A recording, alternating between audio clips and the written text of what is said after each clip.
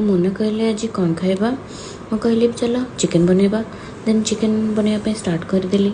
Then देखला बेलू chicken बनैबा ही process start करू करूका मुना आसीगले टेस्ट करने चिकेन भोक लगे तांको सेठू पुणी कहली हो तुम टे चिकेन खाईदियो। चिकेन टेस्ट करी कहले वाह बढ़िया है।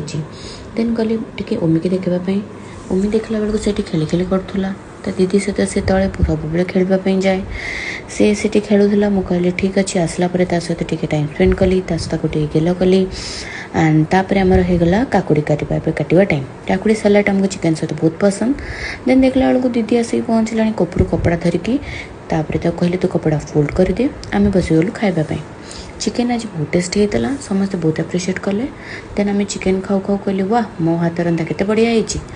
देखला बेलू दीदी बस खाइला। दीदी भी कहला चिकेन बहुत सुंदर होती।